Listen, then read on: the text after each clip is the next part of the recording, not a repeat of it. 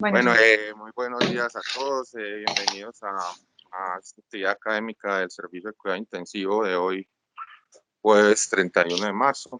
Para el día de hoy tenemos este interesante tema, que es candidiasis invasiva en paciente crítico no neutropénico, a cargo de la doctora Alejandra Gallo Parra. La doctora Alejandra Gallo es anestesióloga y actualmente fellow de primer año en nuestro programa de medicina crítica y cuidado intensivo.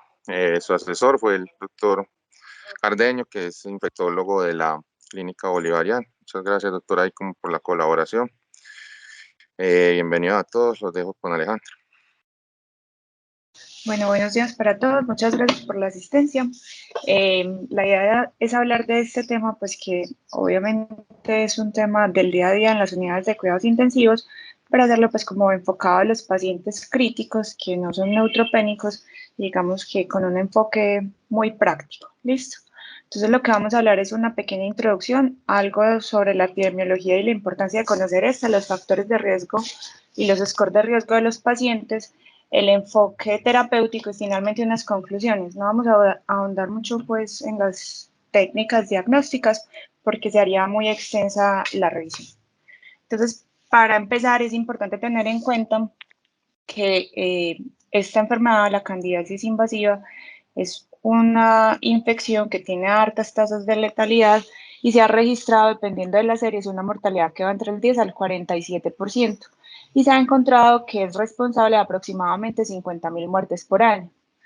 Recordemos que las infecciones por hongos, como estamos mencionando, tienen una alta carga de morbimortalidad y con frecuencia se relacionan más a los pacientes críticos.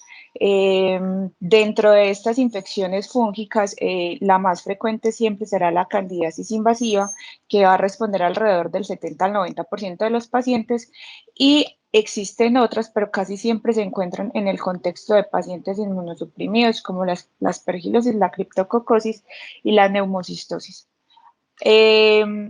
La candidiasis invasiva básicamente hace referencia a la infección de tejidos profundos, que normalmente son tejidos estériles, excepto la orina, y que esta infección se documenta sea por histopatología o porque se tenga un cultivo microbiológico que sea positivo. Dentro de esas formas de candidiasis invasiva, la candidemia es la forma más común.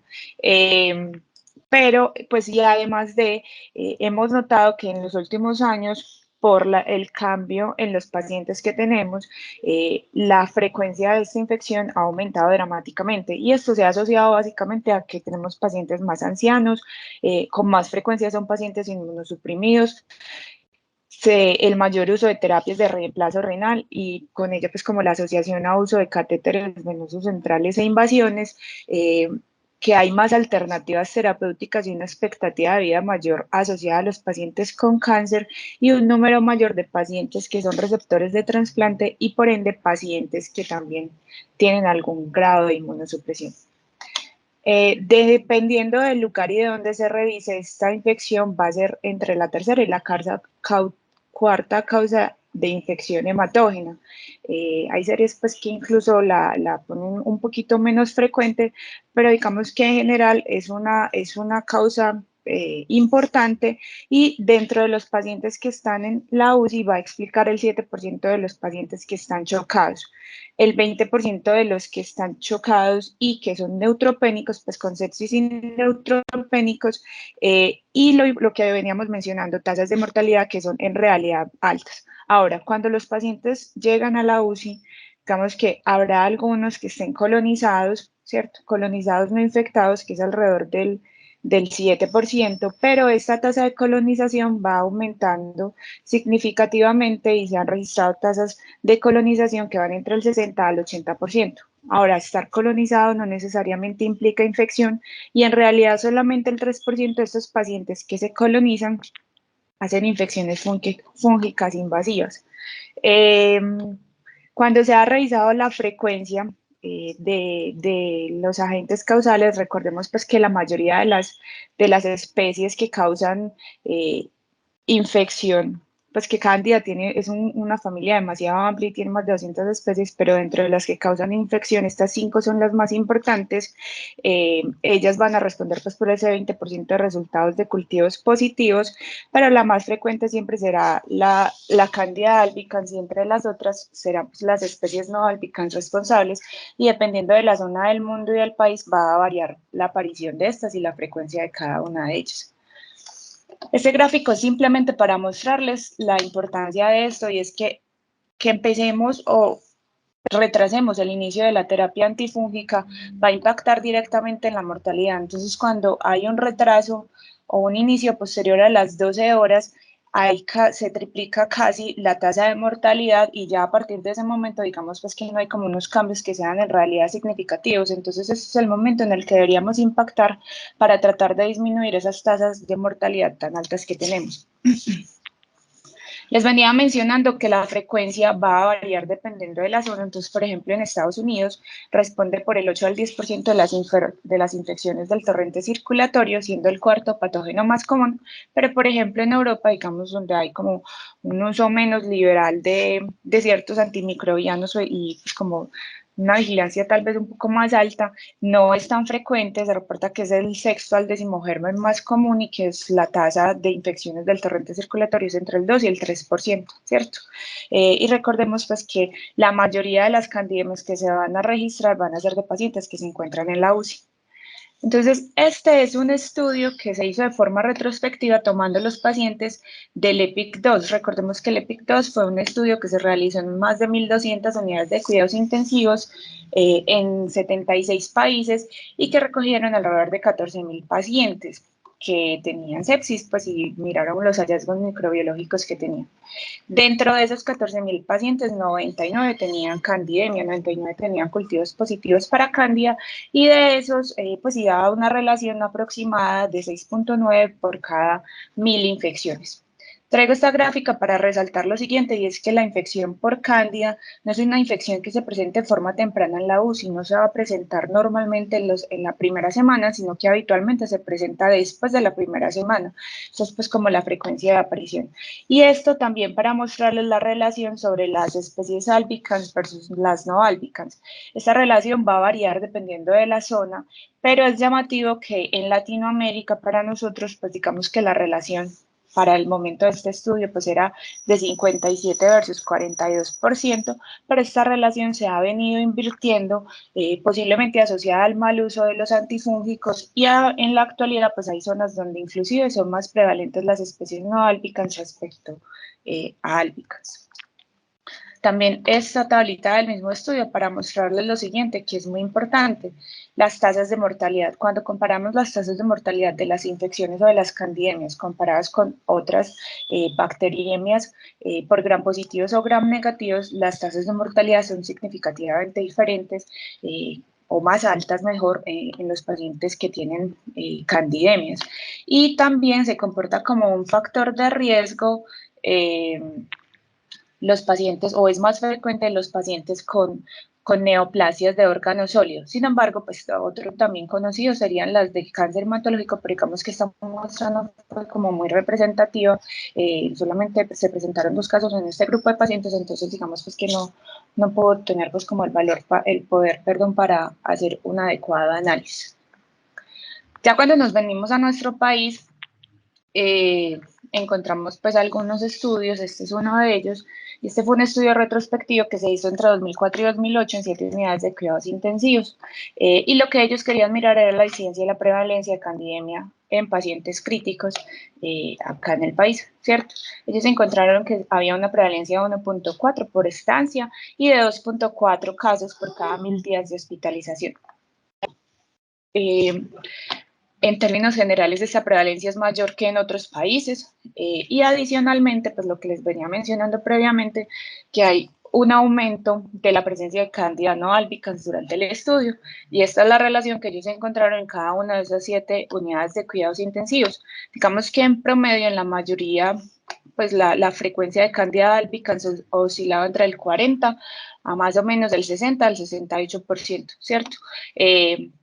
En la segunda, pues como lugar, en la mayoría de las unidades está Candida tropicalis y en tercer lugar Candida parapsilosis. Esto es importante también tenerlo en cuenta porque esa variación en la epidemiología también hace que se modifiquen las potenciales susceptibilidades que tenemos a la terapia empírica y va pues como a determinar esa modificación en el inicio de esa terapia empírica. Este otro estudio fue un estudio que se realizó que tenía la intención de mirar la sensibilidad a fluconazol y a voriconazol de las especies de cándida que se habían aislado en pacientes de unidades de cuidados intensivos en Medellín, Colombia. Ellos tuvieron, tuvieron 337 aislamientos y hicieron pues como diferenciación entre las muestras o el origen de esas muestras y vemos que depende de dónde sean esas muestras, pues va a variar la frecuencia del microorganismo, siendo más prevalente Candida albicans cuando es el líquido peritoneal y también cuando se encuentra en biopsias, pero hace o se modifica pues como la frecuencia dependiendo como de la zona corporal. Para traerles esto, y es que recordemos que Candida krusei pues tiene una resistencia del 100% al fluco, y esto es pues importante tenerlo en cuenta, y adicionalmente pues mostrarles esto, que si bien la mayoría de las especies pues en este estudio el 95% de las especies eran sensibles a fluconazol, pero esto también es importante y es que si sumamos esto, la sensibilidad dosis dependiente, es decir, haciendo ajustes a la dosis de fluconazol, el total de las especies eran sensibles. Lo mismo pasaba con Candida tropicalis, pero ya para Candida glabrata y para Candida parapsilosis, pues hay unas diferencias que son significativas. Y esto también es importante tenerlo en cuenta y es este grado de resistencia pues basal que no se va a modificar por esa sensibilidad dosis dependiente y teniendo en cuenta pues que esto es una infección grave y que tiene unas tasas de mortalidad que son bastante altas, no es aceptable pues como estas tasas de resistencia para considerarlo pues como terapia empírica, ¿cierto? Y finalmente de este estudio enseñarles esto y es que la sensibilidad se ha venido modificando a lo largo de los años para los azoles y ha venido disminuyendo por lo que ya les había mencionado, por ese mal uso, ¿cierto? Este último estudio que les quería traer local es un estudio de casos y controles que se hizo para determinar los factores de riesgo que había asociados a candidemia en pacientes críticos no neutropénicos. Este estudio lo que hizo también fue evaluar pues como o se realizó mejor en 7 unidades de cuidados intensivos y ellos evaluaban el tiempo de estancia en salas generales, en tiempo de UCI, obtuvieron 243 pacientes, de esos 243 pacientes, 81 eran casos y 162 eran controles, y lo que ellos veían pues como, digamos, como dentro de las características de la población, había unas diferencias que eran significativas respecto a las estancias hospitalarias. Esta era la frecuencia pues como de los gérmenes que se habían aislado en ese momento, alrededor del 52% era Candida albicans y entre Candida glabrata y parapsilosis eran las otras más frecuentes. Perdón, en este estudio entre tropicalis y parapsilosis eran las que se encontraban en segunda posición.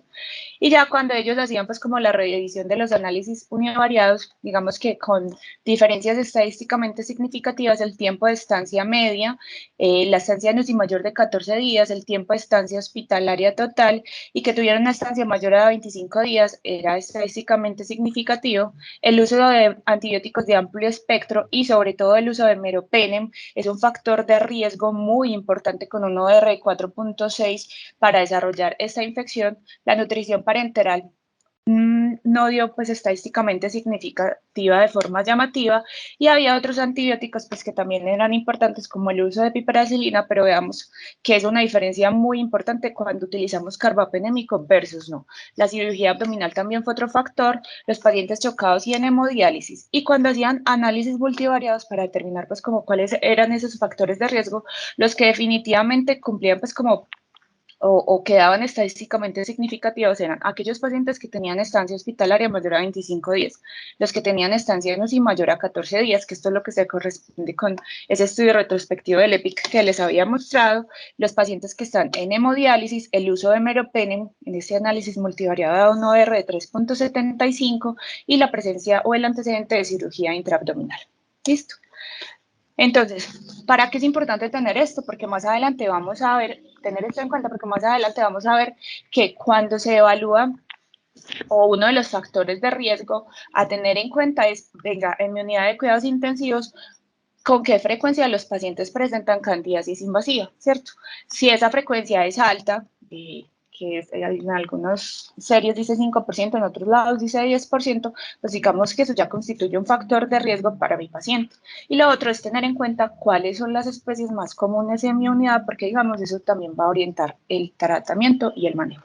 Ahora, con respecto a los factores de riesgo, recordemos que para la candidiasis tradicionalmente se han utilizado unos modelos de predicción o unos scores de riesgo. Estos scores de riesgo, digamos que en términos generales, pues lo que nos van a dar es sobre todo un alto valor predictivo negativo cuando esos scores son negativos y adicionalmente nos van a decir si el score es positivo, cuáles pacientes potencialmente se van a beneficiar de otros estudios adicionales. Entonces, digamos que estos se van a utilizar en los pacientes o para seleccionar pacientes de alto riesgo que necesiten análisis microbiológicos adicionales y posiblemente un rastreo de biomarcadores, si los tuviéramos disponibles, nos van a también permitir determinar pues como cuál es el paciente que tiene una baja probabilidad y la contra es que son estudios o modelos de predicción que no tienen validación externa en las diferentes poblaciones o en poblaciones diferentes de los centros donde se realizaron, ¿cierto? Tradicionalmente estos son los factores de riesgo que tenemos, los pacientes con estancia prolongada en UCI, uso de antibióticos de amplio espectro, cirugía abdominal, los pacientes con catéter venoso central, los pacientes que tienen cirugía de tracto urinario y que además o en presencia de candiduria, NPT, los que están colonizados, los pacientes inmunosuprimidos con uso de esteroides, los pacientes quemados que tengan una PH mayor de 20 diabéticos, con enfermedad renal crónica en hemodiálisis, con pancreatitis o con trauma mayor. Y dentro de los SCORE, pues este no sale acá, pero recordemos pues el índice de colonización de PITET, que básicamente lo que nos dice o lo que nos pide es que tomemos cultivos de micosis superficial en diferentes zonas corporales, idealmente o mínimo 5, y que pues, que se considera positivo cuando tenemos positividad en 3 o más zonas. Este otro, que es el de PAPI2, que digamos que utiliza hemodiálisis pues como factores de riesgo, hemodiálisis, nutrición, diabetes, uso de antibióticos de amplio espectro, el Candida Score, esta regla de predicción de Ostrowski y este otro pues que no es tan conocido. ¿Qué es importante tener acá en cuenta y resaltar de estos scores de predicción? Su alto valor predictivo negativo, ¿cierto? Entonces, si nosotros tenemos un paciente al que le aplicamos un score o una regla de predicción para candidiasis y nos da negativa, probablemente ese paciente no va a tener una candidiasis y no amerita el uso de antifúngicos y con una seguridad bastante alta, ¿cierto? La sensibilidad, pues lamentablemente no es muy alta, pero pues, digamos que si es positivo, la conducta a seguir sería considerar el uso pues como de estudios adicionales. ¿Listo? Que además les quería recordar que los SCORE son validados en ciertos grupos de poblaciones, entonces recordemos que el Candida Score se ha utilizado de forma tradicional en pacientes que tienen antecedente quirúrgico, aunque también pues digamos ha sido validado en pacientes médicos, pero digamos que el estudio donde se hizo y donde se validó fue en pacientes quirúrgicos. La regla de predicción de Ostrowski, digamos, sí se puede utilizar en pacientes no quirúrgicos, y esta otra también se puede utilizar en pacientes no quirúrgicos. Entonces, cuando tengamos los pacientes, pues digamos que se puede utilizar o se debería enfocar de acuerdo pues como al escenario que tengamos para hacer un adecuado uso de estos scores. Y este es como un enfoque general para que tengamos en cuenta eso de los scores. Siempre que evaluemos un paciente, miremos, ¿es un paciente quirúrgico o es un paciente médico? Si es un paciente médico, pues probablemente ese paciente tiene más riesgo de candidemia versus infección intraabdominal por cándida, y estas serían los scores, sobre todo la regla de Ostrowski. Si este es positivo, pues depende del contexto, usted podría considerar inicio o no de terapia antifúngica. Y dentro de los quirúrgicos, pues es importante considerar si es una cirugía abdominal o no, porque si es una cirugía abdominal, digamos que no abdominal, perdón, se puede comportar parecido a este médico, pero si es una cirugía abdominal, obviamente ahí va a prevalecer la infección intraabdominal, y estos son pues como los scores que se pueden utilizar, ¿cierto? ¿Para qué todo esto? Para recordarles, estar colonizado no es lo mismo que estar infectado. Hasta el 60% de nuestros pacientes pueden estar colonizados, pero eso no hace o no implica necesariamente infección. Solamente el 3% de sus pacientes se van a infectar. Y recordemos que dentro del espectro de infección es un espectro amplio, es que se presenta infección del torrente sanguíneo.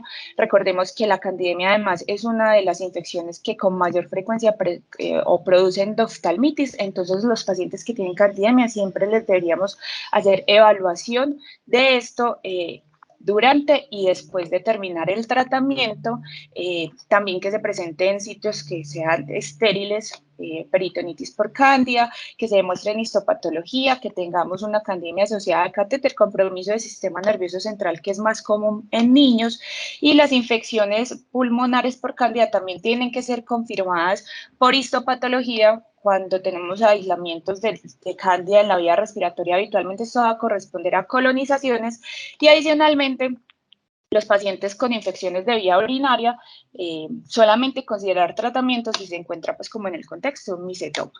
Entonces, después de tener en cuenta esa epidemiología, esos factores de riesgo y esos scores de riesgo, vamos a mirar cuál es el enfoque ideal. Entonces, siempre nos han presentado como este tipo de opciones de tratamiento de los pacientes con candidiasis. Entonces, la primera sería la profilaxis. Entonces, la profilaxis se ha recomendado para pacientes críticos con alto riesgo de desarrollar candidiasis, pero que tengan factores de riesgo que sean intrínsecos o específicos. Por ejemplo, los pacientes neutropénicos que están en quimioterapia. Ese sería pues como uno de los escenarios. La segunda sería la terapia preventiva, que son los pacientes con factores de riesgo de candidiasis invasiva que tengan además de eso un diagnóstico que esté basado en la positividad de biomarcadores fúngicos como el beta-glucano. La otra sería la terapia empírica, que es con la que hacemos con relativa frecuencia, que es aquel paciente que ya tiene signos y síntomas de infección, pero que además de eso tiene unos factores de riesgo independiente de esos biomarcadores, y pues la recomendación que nos han dado es que la consideremos en los pacientes que a pesar de tener un tratamiento antibiótico adecuado, persisten chocados. Y finalmente la terapia dirigida, que es aquella que está basada en la confirmación microbiológica de una infección fúngica invasiva. Entonces, este es como el espectro de tratamiento. Esta es la probabilidad de enfermedad, ¿cierto? Y esta es la evidencia microbiológica. Pues la profilaxis y la terapia preemptive claramente tienen una posibilidad pues que es de baja intermedia, mientras que la terapia empírica y la terapia dirigida pues ya se están asociando como a una candidiasis probada o probable. ¿Listo? Respecto a la profilaxis en el paciente crítico no neutropénico, en términos generales, podemos decir que la mayoría de los estudios de profilaxis se han hecho con fluco o con ketoconazol, y estos estudios claramente han mostrado una reducción en las tasas de candidiasis en los pacientes críticos y quirúrgicos. Sin embargo, los estudios no han sido consistentes en demostrar un impacto en la mortalidad. Hay unos que sí muestran impacto en la mortalidad, pero otros que no. Digamos que son estudios que tienen bastantes errores metodológicos en su diseño. Además, el uso de este tipo de terapia se ha asociado con aumento en el riesgo de resistencia a fluconazol, y pues también es importante tener en cuenta que el uso de este tipo de terapia profiláctica va a aumentar el riesgo de que se presenten especies no albicans en los pacientes, y también pues el riesgo obviamente de esa resistencia antifúngica. Entonces, respecto a este tema, pues tenemos este estudio. Este fue un estudio suizo. Ese estudio se realizó en pacientes que eran quirúrgicos y que consistían en pacientes que tenían perforaciones recurrentes o fugas de las anastomosis gastrointestinales. Y lo que hicieron fue aleatorizar a los pacientes a recibir profilaxis con fluconazol 400 miligramos día versus placebo. Adicionalmente, les tomaban cultivos 3 veces por semana. Y lo que ellos querían pues evaluar era la frecuencia en la que se presentaba candidiasis y la colonización. Esas eran las características de los pacientes. Vemos pues que es un grupo bastante homogéneo y cuando ellos hacían la evaluación de los pacientes que presentaban infección, pues que no tenían infección fúngica en el tiempo, era evidente con una diferencia estadísticamente significativa que los pacientes que a los que se había aleatorizado fluconazol con menor frecuencia presentaban esas infecciones fúngicas.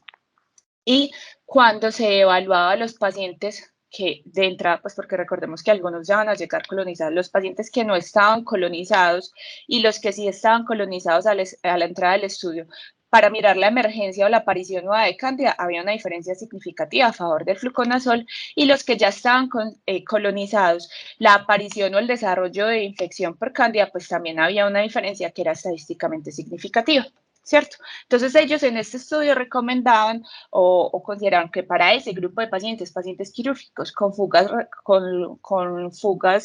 recurrentes en las anastomosis gastrointestinales, pues era una opción considerar el uso de terapia con fluconazol. Este otro estudio es un estudio, esto fue una revisión que se hizo en 2001 respecto a la terapia profiláctica antifúngica en la unidad de cuidados intensivos.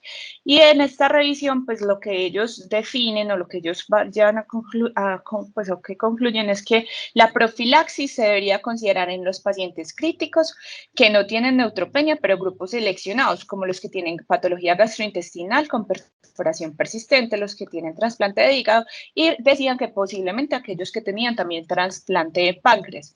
Respecto a los aspectos negativos de la profilaxis, lo que ya sabemos y lo que hemos mencionado, selección de cepas resistentes y el riesgo de toxicidad relacionada con fármacos que posiblemente en los estudios que hasta ese momento se tenían no era como tan evidente porque no eran estudios grandes, y hacen un énfasis grande en la mejora, en la necesidad de mejorar el diagnóstico. Y traigo esto a colación porque este es un estudio de 2001 y para ese momento tenían el mismo problema que nosotros seguimos teniendo en Colombia, y era que el diagnóstico era un diagnóstico difícil que se basaba en la positividad o no de cultivos, y recordemos pues que esos cultivos no van a tener el mejor desempeño y pues que la tasa de positividad, por lo menos de los hemocultivos, no es alta, y que no, pues sí, que si utilizamos cultivos para hongos, pues va a mejorar alrededor del 15%, pero pues se sigue habiendo un grupo grande de pacientes de los que pueden estar positivos, pero que los cultivos son negativos, ¿cierto? Entonces, respecto a profilaxis, estas es las recomendaciones que tenemos de la ITSA. Recordemos que la guía es de 2016 y lo que ellos dicen es que no se recomienda de rutina, que se debe dar un bolo, en caso pues, de que se haga de acuerdo pues como a las características y a pacientes de riesgo, se debería dar un bolo y luego una dosis al día, que está bien evaluada en los pacientes con trasplante y con quimioterapia por leucemia mieloide, y que se debería o que se podría considerar como alternativa a la equinocandina, y ellos traen esto de los baños con clorexidina, pero esto es guía de 2016.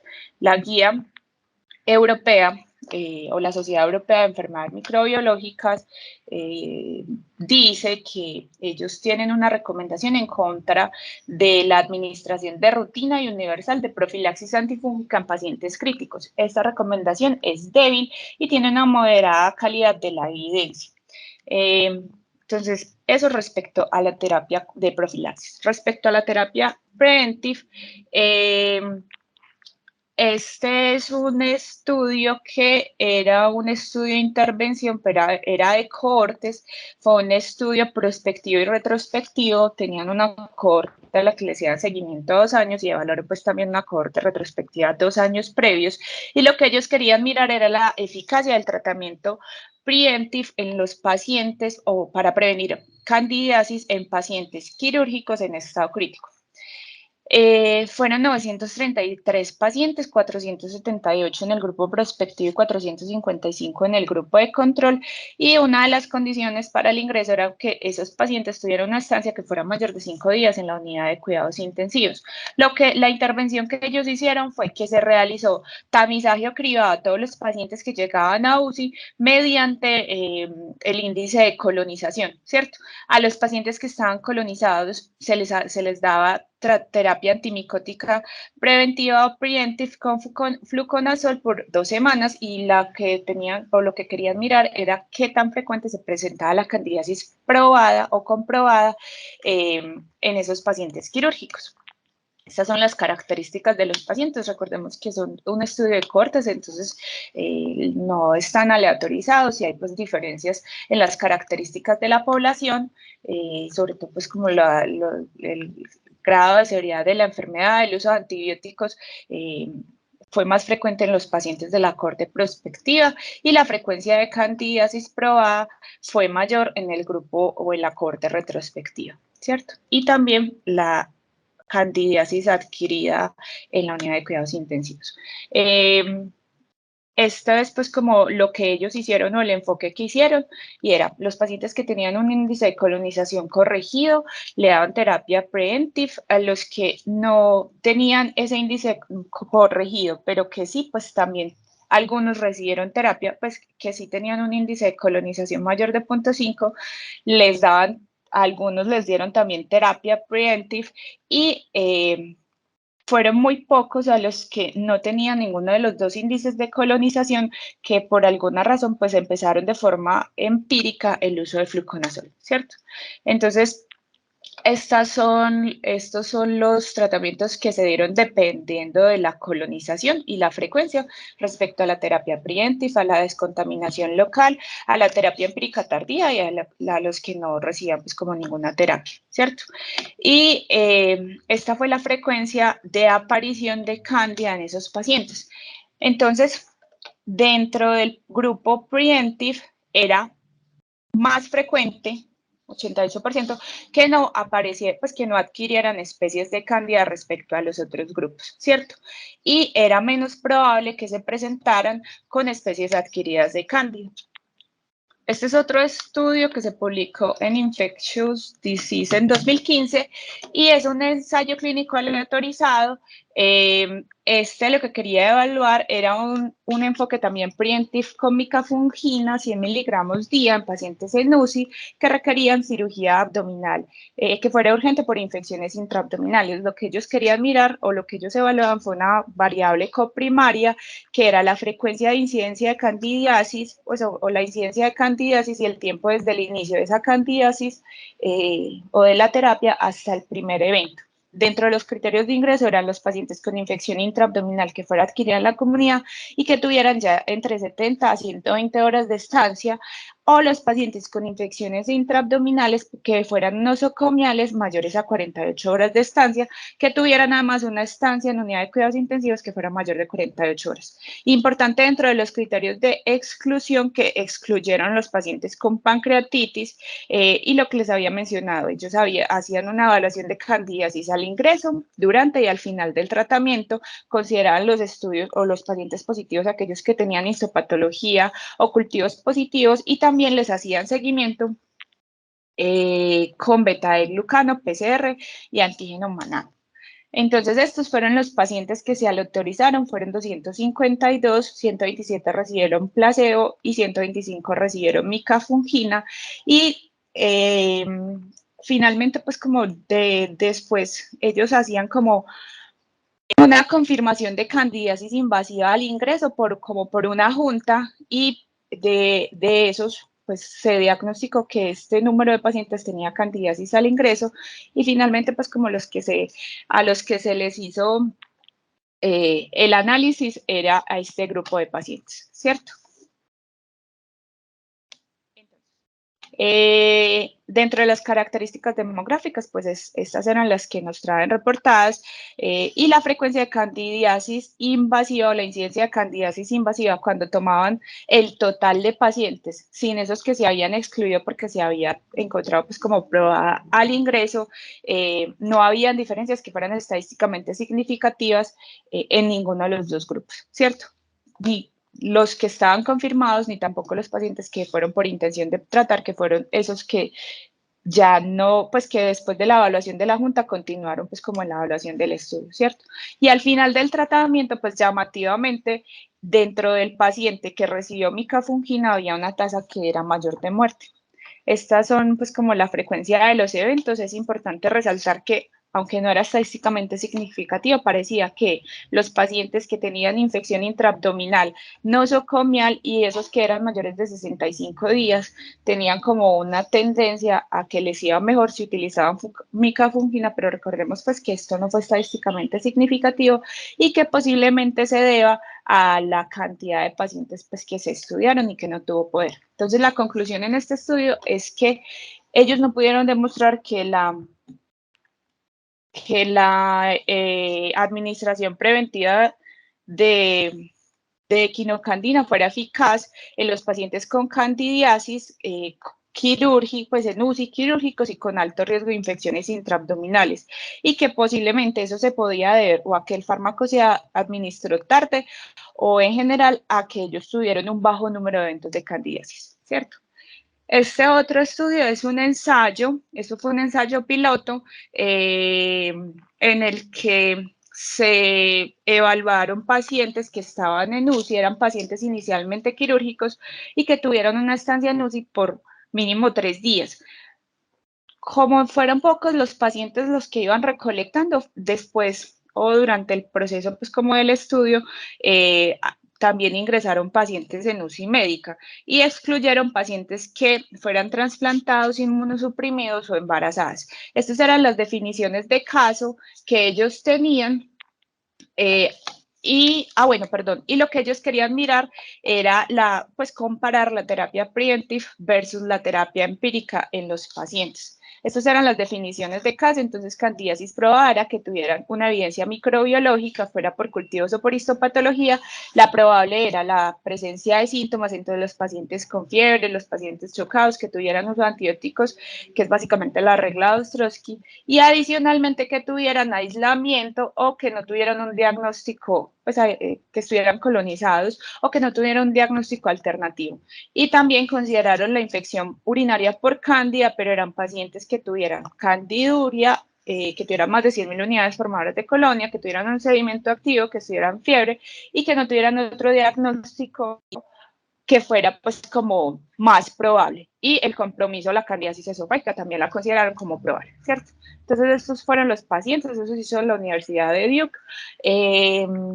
Finalmente, pues de todos los que ellos evaluaron, 345 eran elegibles, pero solamente se aprobaron 148 para consentimiento y de esos solamente 64 aceptaron y se aleatorizaron a 3 a un grupo de terapia preventive y 17 a grupo de terapia empírica. En este estudio, todo el tiempo, pues les hacían medición de biomarcadores a los pacientes, tanto en el grupo de terapia empírica como en el de preemptive. Pero en este de terapia empírica, el médico tratante no conocía los resultados de estos estudios como para, obviamente, no intervenir pues, en la decisión de iniciar o no esa terapia empírica. ¿Qué encontraron ellos? Que en el grupo de terapia preemptive, 26 de los pacientes tenían un beta de glucano que era positivo, y en ese grupo de pacientes pues, que se trató de forma preemptive, ninguno tuvo infección fúngica probable y solamente 3 y solamente 3 infección fúngica probable. Y del grupo de tratamiento empírico, uno tuvo infección probable por candidiasis invasiva. Este era pues como un paciente médico, el otro, y este era quirúrgico, este era médico, y lo otro, y uno tuvo infección probada, que era un paciente quirúrgico, ¿cierto? Estas eran las características de los pacientes. aunque este fue un ensayo piloto y eran pocos pacientes, digamos que había unas diferencias pues como que eran llamativas en las características, pero esto pues es como lo importante y lo que es más llamativo del estudio, ¿cierto? Pues que era la medición del beta-glucano, que ellos la hicieron al ingreso y luego 2 veces por semana de forma seriada hasta que se terminara el estudio, hasta que se resolviera la condición del paciente o que falleciera.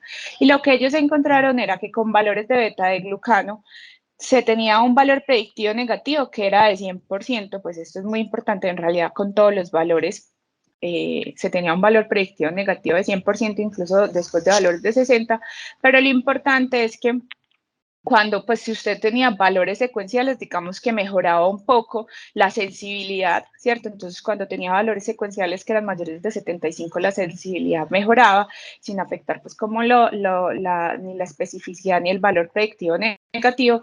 Pero digamos, pues, que lo importante y lo que es lo que se debe tener en cuenta es esto. Si usted tiene un biomarcador que es negativo, ese paciente probablemente no va a tener esta enfermedad, ¿cierto? Bueno, este otro fue un ensayo clínico también aleatorizado, donde lo que se quería mirar era el uso de caspofungina en 222 pacientes. Esos pacientes eran pacientes que estaban en UCI por más de 3 días, ventilados con antibióticos, con catéter venoso central y que tenían un factor de riesgo para, pues otro factor de riesgo adicional. Y adicionalmente les hacían medición de beta-glucano, ¿cierto? Lo que ellos querían mirar era la frecuencia de la aparición de candidiasis. Ellos tenían pues como estas definiciones, ¿cierto? En estas sí utilizaban el beta-glucano para hacer la terapia, pues como para considerarlo en la terapia preventive y fueron 222 pacientes que se aleatorizaron. De esos 22 pacientes, hubo unos pacientes, pues ellos dividieron los grupos. Este grupo que son los pacientes a los que se les hace el análisis por intención de tratar, eran sujetos que habían recibido al menos una dosis del medicamento y que no tenían ningún signo, pues y que no tenían ningún signo de infección ni ningún signo pues como de candidiasis invasiva. Y el otro grupo pues es como el grupo que se evaluó para terapia preventiva. Esto lo denominaron profilaxis y el otro grupo para terapia preventiva. ¿Qué encontraron ellos? Que en los desenlaces, que no había diferencia en ese grupo por intención de tratar en los que se utilizó la caspofungina, en la frecuencia de candidiasis no había diferencias pues estadísticamente significativas ni en la aparición de candidiasis probada o probable al final del tratamiento o durante el tiempo pues como de observación. Pero es importante tener en cuenta que cuando ellos hacían el análisis de todos los pacientes, o sea, teniendo en cuenta todos los previos a los que eventualmente pues se les había dado dosis de medicamento, ellos encontraron que la incidencia de infección probable o probada era menor en el grupo de caspofungina con una P que sí era estadísticamente significativa, pero y además que la incidencia de una infección probada era menor en el grupo de caspofungina versus el placebo. De todas formas, pues recordemos que se dividió en dos grupos porque estos hallazgos fueron tomados o fueron analizados teniendo en cuenta una población en la que se vio que cuando ingresaron al estudio ya estaban infectados.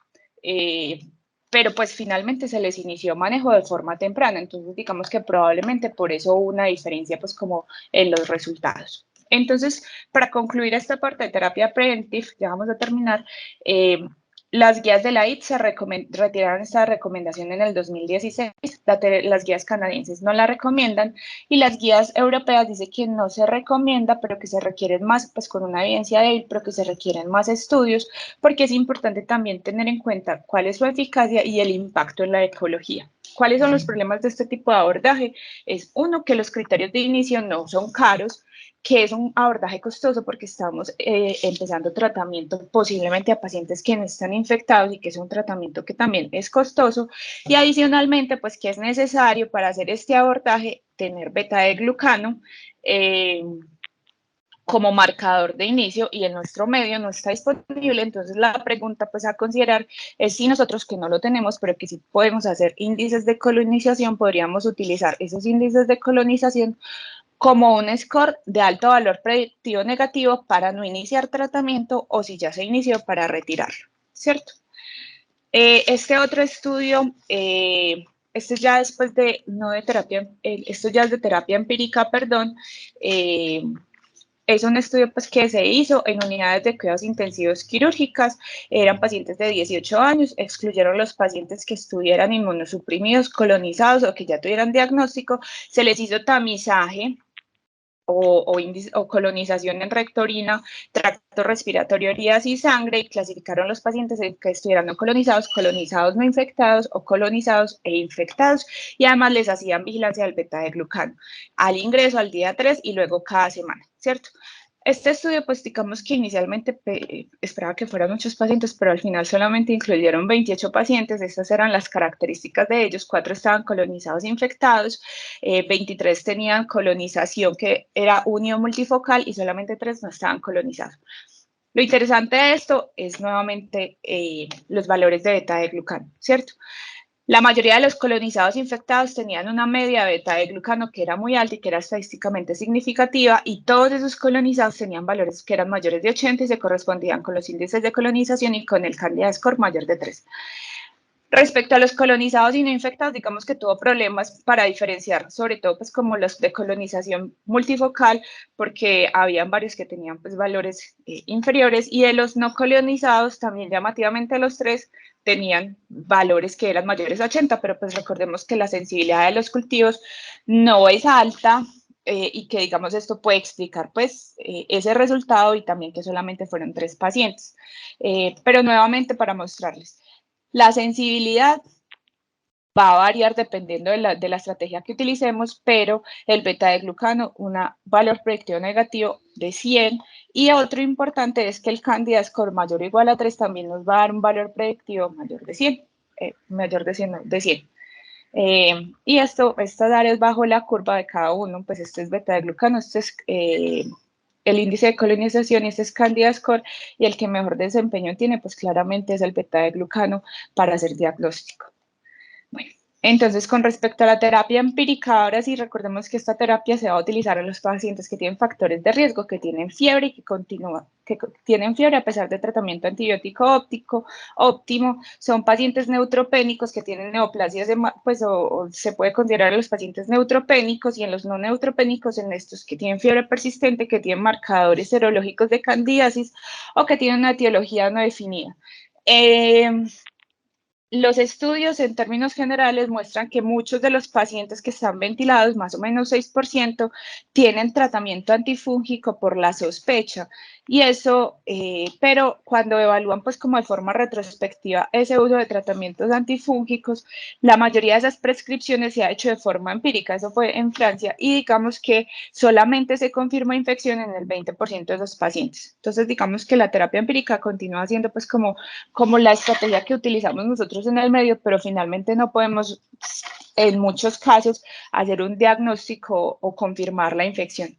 Este estudio fue un ensayo clínico aleatorizado. Lo que quería mirar era si el tratamiento empírico mejoraba los desenlaces de pacientes. Fueron 200 pacientes con fiebre persistente a pesar de antibiótico, catéter venoso central y una pH mayor de 16, y ellos tenían un desenlace compuesto que era la mejoría de la fiebre, que no se documentara infección fúngica, que no hubiera necesidad de retirar el antifúngico que se había iniciado y que tampoco hubiera necesidad de hacer algún cambio. Para ese desenlace, ellos no tuvieron tasas de éxito, pues, o sea, no hubo una diferencia estadísticamente significativa entre los pacientes que recibieron fluconazol versus los que recibieron placebo. Este otro es una revisión sistemática de Cochrane. Esto es pacientes que recibieron terapia no dirigida, es decir, acá puede estar pacientes con profilaxis o pacientes con terapia preventive, o pacientes incluso con terapia empírica. Fueron 22 estudios. La mayoría eran, o pues al menos el 50% eran con fluconazol, pero muchos eran financiados por la industria, y esta revisión sistemática falló en demostrar que hubiera, pues respecto a la mortalidad, la P era estadísticamente significativa, pero digamos que el intervalo de confianza no lo era, y había una evidencia de baja calidad, pues como que si hubiera una disminución en las tasas de infecciones probadas. Entonces, pues esto también falló como en mostrar esa efectividad. Y esta es una recomendación importante de la ITSA que traía para que tengamos en cuenta, y es que todos los pacientes en los que nosotros iniciamos esa terapia empírica, o sea, aquellos que están chocados, que ya tienen antibiótico de amplio espectro, que no encontramos pues como otro hallazgo y que tienen factores de riesgo para candidiasis, si a esos pacientes se les inició antifúngico y no tienen evidencia posterior a esto de que tengan candidiasis, y además de eso no hay mejoría clínica, uno siempre debería considerar suspender la terapia antifúngica porque probablemente lo que tiene enfermo el paciente no sea una candidiasis. Respecto a esta terapia empírica, este es uno de los estudios pues como más significativos, que es el Empiricus. Este fue un ensayo clínico aleatorizado multicéntrico que quería mirar si la terapia empírica con micafungina mejoraba la sobrevida libre de infecciones fúngicas invasivas al día 28. Entonces eran pacientes críticamente enfermos, ventilados, colonizados, que tuvieran disfunción orgánica con uso de antibióticos, catéter, sepsis una sepsis nueva, que no tuviéramos un origen, y excluyeron los inmunosuprimidos o los que hubieran utilizado equinocandinas en la semana previa. Fueron 260 pacientes que se aleatorizaron en los dos grupos, pues a recibir versus placebo. Estas son las características de los grupos, y cuando se hacía comparación de la sobrevida a 28 días sin infección fúngica, en cada uno de los grupos no había diferencias que fueran estadísticamente significativas, pues cuando se estratificaban por SOFA, por el tipo de paciente quirúrgico médico, por los índices de colonización o los valores de beta de glucano. Y cuando se hacía el análisis por intención de tratar en esos grupos, pues tampoco había una diferencia que fuera estadísticamente significativa. En este estudio, pues la única diferencia era pues como cuando hacían cierta regresión o cierto análisis estadístico, el número de infecciones fúngicas invasivas sí parecía ser mayor en este grupo de placebo, pero solamente pues como con el análisis de cierta regla estadística. En el resto todas las variables cruzaban la unidad y no eran estadísticamente significativas. Entonces, dentro de las conclusiones, lo que ellos dicen es que el estudio en ese grupo de pacientes críticos no neutropénicos con sepsis y colonizados con falla orgánica, y que se les iniciara tratamiento empírico comparado con placebo no mejoraba la sobrevida libre de infección fúngica a 28 días. Esto es para recordarles un poquitico del tratamiento. Ya vamos a terminar. Recordar que si el paciente está chocado, las equinocandinas son la primera opción. El fluconazol debería ser la primera opción de tratamiento en los pacientes que están con baja gravedad, es decir, los que no están chocados y que no tienen disfunción orgánica múltiple, y los que tienen bajas tasas de resistencia. Los pacientes críticos que tienen fluconazol, o los pacientes críticos en los que se va a iniciar fluconazol, deberían recibir dosis de carga de 12 miligramos. Si se define iniciar una equinocandina, no hay ninguna predilección por una u otra, pues no hay estudios que digan que una u otra es mejor.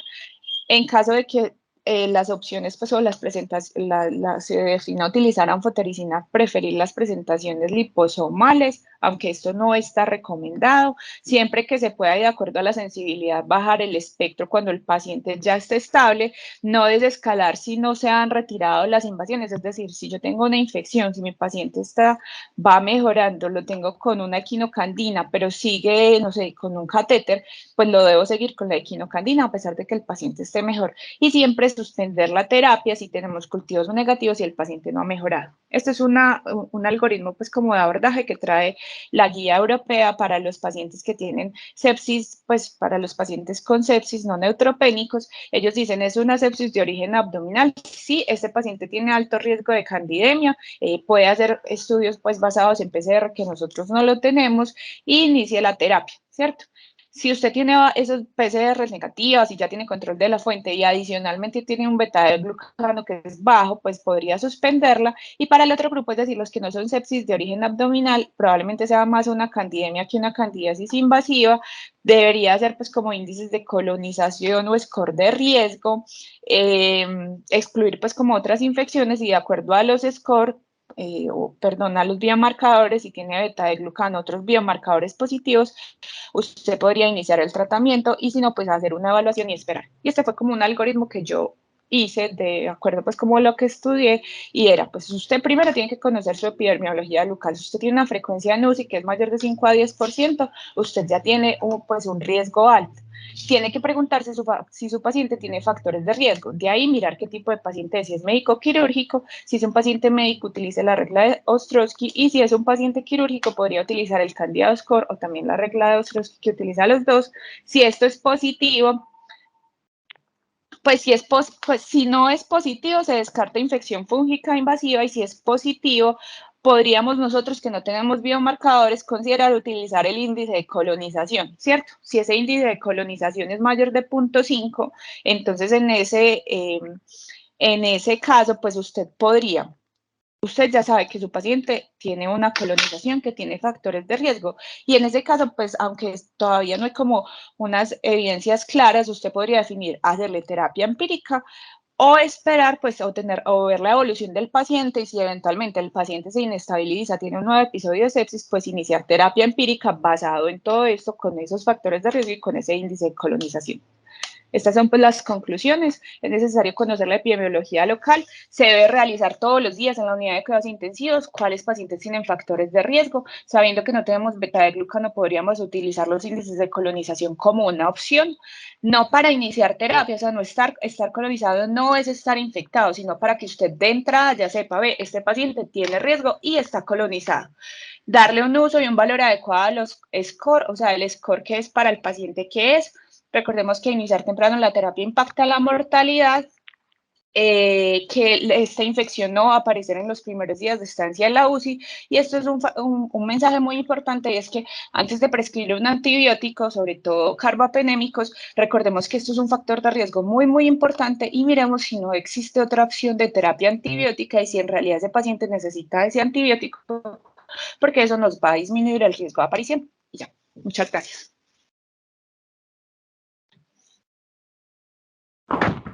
Listo, muy bien, Alejita, muchas gracias, excelente charla. Yo creo que nos da claridad pues en muchos aspectos en los que todavía nosotros somos muy informales. Yo creo que en cuidado intensivo todavía seguimos siendo poco informales con la prescripción de antifúngicos.